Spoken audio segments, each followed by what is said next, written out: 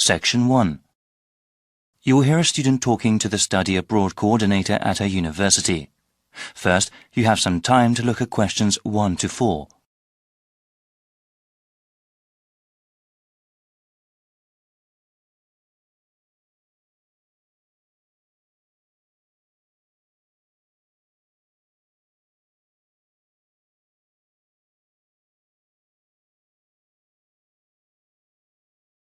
Now we shall begin. You should answer the questions as you listen, because you will not hear the recording a second time. Listen carefully and answer questions 1 to 4. Hi, Leela. Please sit down. So you were interested in studying abroad next year, right? Yes, that's right. I've always wanted to live and study in South America. Okay, well, I have to go over a few things with you first, Leela. Once I get some information, I can tell you about studying abroad. What is your last name? Kim, that's K-I-M-H. Okay, now, when are you interested in studying abroad? I want to study my entire third year of university abroad. Wow, that's a long while, but well worth it. Have you ever lived or studied abroad before? Yes, I took a summer language program in Buenos Aires, Argentina. Will you be applying for financial aid for your year abroad? I think I will be. Living costs are lower in South America, but plane tickets can be very expensive. What kind of degree do you want? I plan to obtain a Bachelor of Arts in Spanish and Latin American history. I'm especially interested in how countries there became democracies. That sounds very interesting. Do you have any idea what countries you want to study in? I think I'll do one semester in Bolivia and then another semester in Peru. That's all the basic information I need. Just ask if you need anything else. Before you hear the rest of the dialogue, you have some time to look at questions 5 to 10.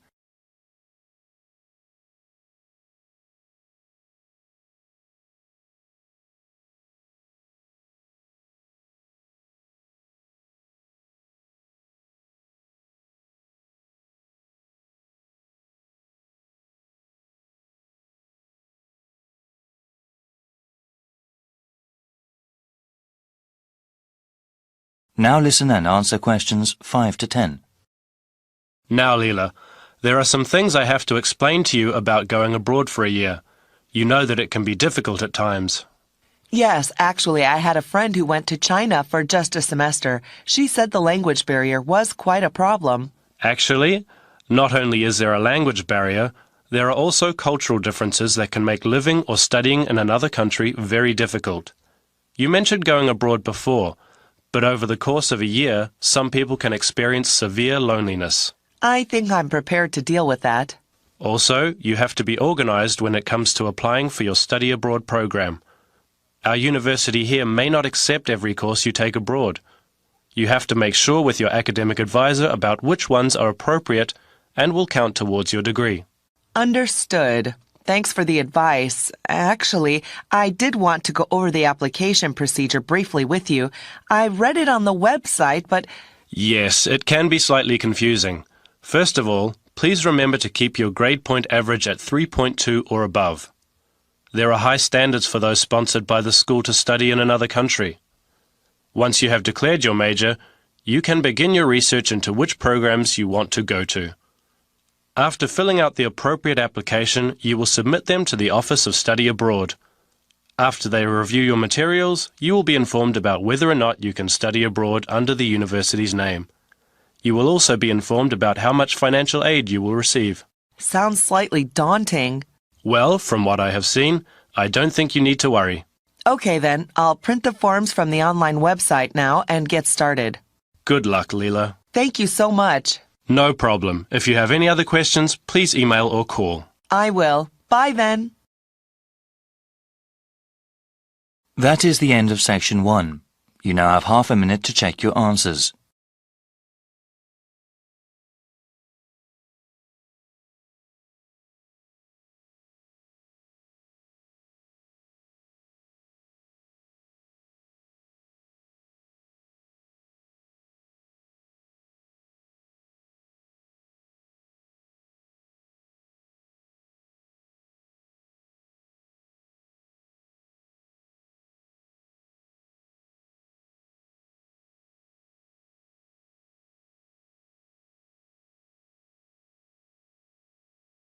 Now turn to Section 2.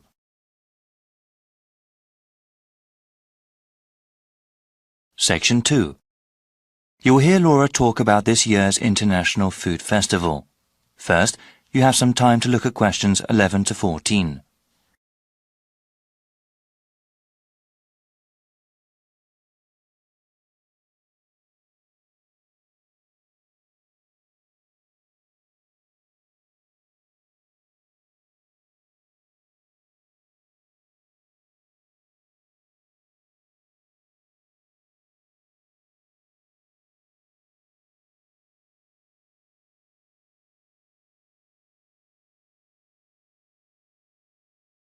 Now listen to the first part of the talk and answer questions 11 to 14. Good morning, everyone. Today we have a special guest speaker. Laura Lanthor is director of the International Food Festival this year. Laura, can you tell us about what to expect at the festival? Of course, Vincent. This spring, people in the city can go to the 7th Annual International Food Festival. This is a special event for the whole family. I do have to tell you, though, we are holding it at a different date than before. Easter is exceptionally early this year, and if the festival were held as usual, it would have fallen on the same weekend. This year, the festival will be held on the first week of April, before Easter. The festival will be held at the Walker Field grounds and will be divided into 4 main areas. There will be a Western food area with authentic representations of European cuisine. There will also be an East Asian section with chefs and products from Japan, Korea, and China. A South Asian section will have food from India, Vietnam, Thailand, and Indonesia. For the first time this year, we will also have a Latin American section where people can try things from Mexico, various Caribbean countries, and South America. There will also be special booths where people can learn about all these cuisines. This year, we are expanding the cooking workshop and demonstration portion of the festival. Attendees last year really seemed to like learning about food and having a hands-on experience. Before you hear the rest of the talk, you have some time to look at questions 15 to 20.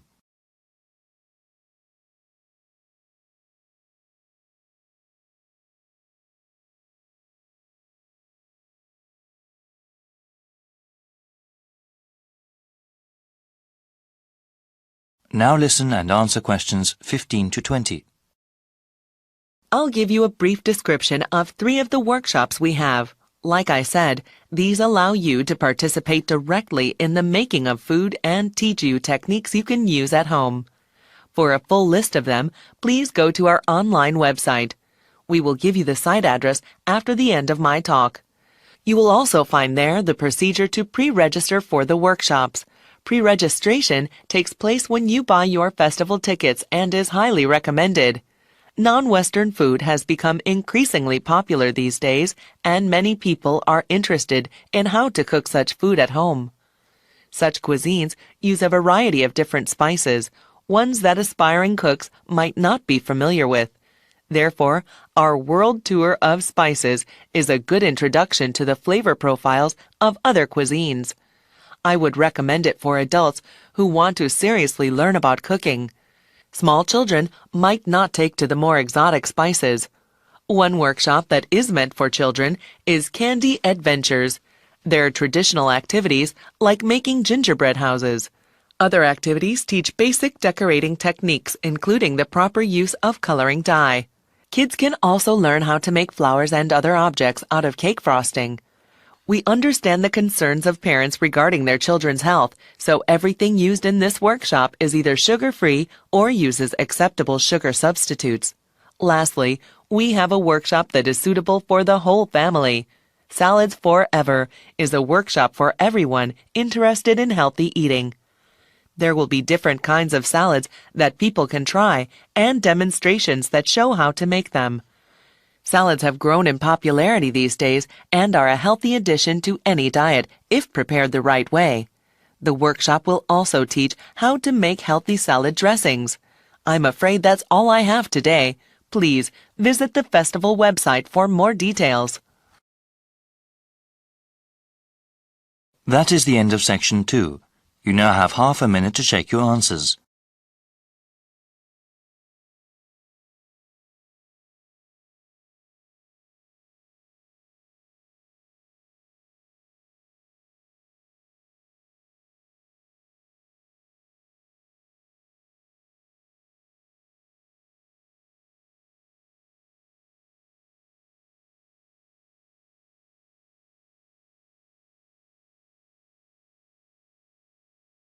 Now turn to Section 3.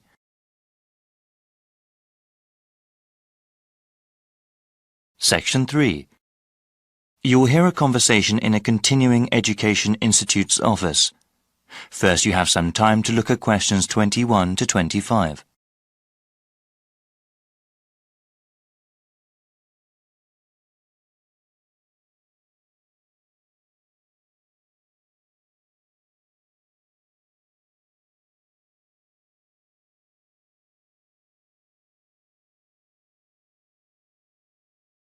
Now listen carefully and answer questions 21 to 25. Welcome. My name is Jeremy Holtz. Hello, Jeremy. I was told to come to this office and ask about your continuing education program. I'm interested in taking classes and want to know more about the program. Certainly. We have several different programs depending on your education goals and on what you are doing now. For example, we have continuing education programs for those who want to finish a degree or start a new one, and we also have a program for working adults. Well, I'm working part-time now and I'm interested in completing a degree in business administration. I am working at a hospital, you see, but I want to change my job, either work in hospital management or have my own business. Okay, that sounds great. Many students in our program want to advance in their current careers or even change them. What kind of degree do you have now? I am a registered nurse with a 2-year degree. Great. First, we have to figure out where you want to take classes. We have satellite campuses all over the region. The ones at the city centre are accessible by public transportation but offer fewer course times. A car is the best way to attend classes at our satellite campuses in the suburbs, but they have more classrooms and therefore more courses. Well, I have been saving up for a car, but I don't have enough money to buy one yet. I think the city center campus will be better. Okay, now we have to decide which program you want to register for. We have night courses, where the classes generally run from 7 p.m. to 10 p.m. Classes during these hours are usually once a week. There are also courses during the day that might work for you, depending on your work schedule. Well, like I said, I'm working part-time and unfortunately I work during the evenings. You see, I'm living at my parents' house right now. My father is quite ill, actually, and since my mother works normal hours, I take care of him during the day and my mom takes care of him in the evening when I work. The city center campus doesn't offer classes during the weekends? No, the suburban one does, but unfortunately, there are no classes during that time at the city center campus. You know, maybe the online courses will be better for you. Do you have access to the internet? Yes, I have a computer at home. That might be the best way for you then. It's still a new program. We're still working out the bugs, but it will allow you to work part-time, take care of your father, and take classes. The completion of your degree will probably take longer, however. Before you hear the rest of the conversation, you have some time to look at questions 26 to 30.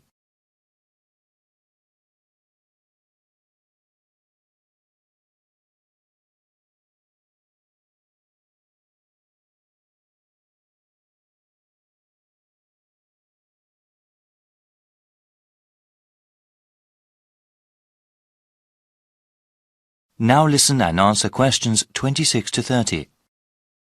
So, how exactly does this work? I'm slightly nervous about studying again. It's been years since I've been a student.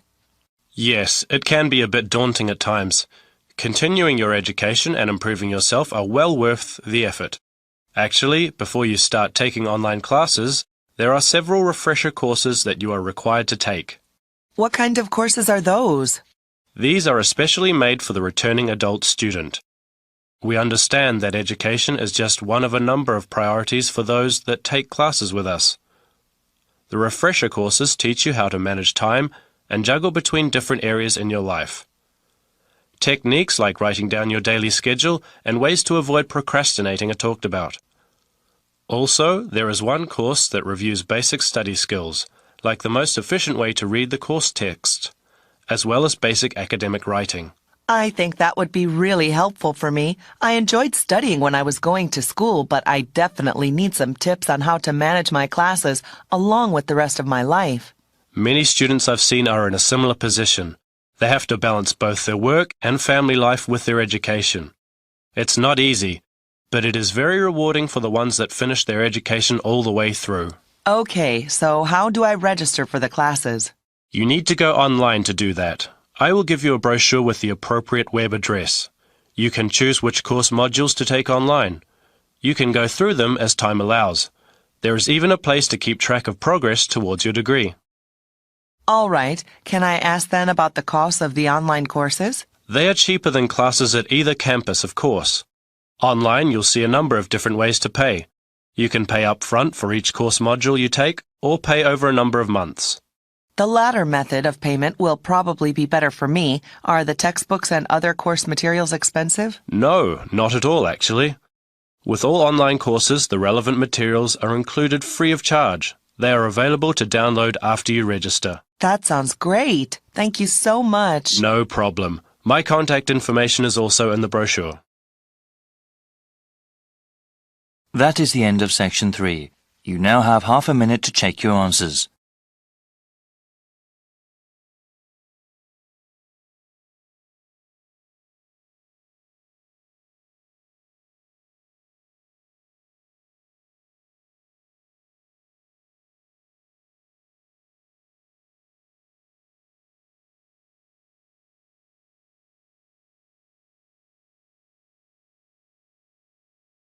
And to section 4.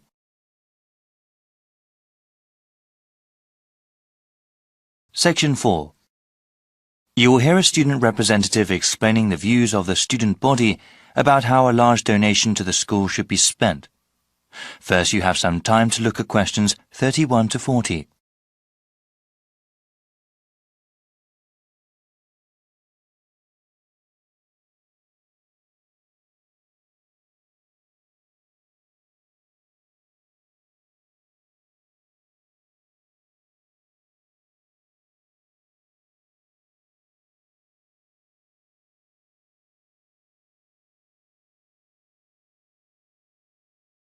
Now listen carefully and answer questions 31 to 40.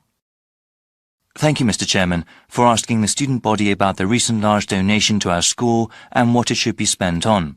Also, thank you to the rest of the Board of Trustees for letting us have some say over how to improve our university. We know that sometimes students and administration have different priorities regarding the development of the school, but we hope you sincerely consider some of the ideas that are proposed. When the estate of Paul A. Modib announced that he had left over $50 million to the school, the whole community was quite ecstatic and very grateful for such a generous gift. Since the initial euphoria has passed, though, we have all realized that some tough decisions have to be made. The donation can help fund new projects for the school or improve existing facilities and programs. But there is not enough money to pay for every single idea. That is why the University Senate, through an online survey, asked the student body what ideas they thought were best. The first part of this survey consisted of an open question. Students could list any number of different ideas. The results were then compiled in order to do a second online survey. Ideas that were totally impossible, or those that were jokes, were taken out. All the ideas that consistently came up again and again were put to a vote. We found that the 4 things that came up the most were all pretty different. I will mention them briefly before going over the pros and cons of each of them. In the first part of the survey, we saw over and over again that students wanted to improve the residential dormitories, completely redo the campus dining system, remodel the athletics building, and finally increase funding for research projects and grants, especially for those in science. Obviously, there is not enough money from the donation to pay for all those ideas, so we have to prioritize.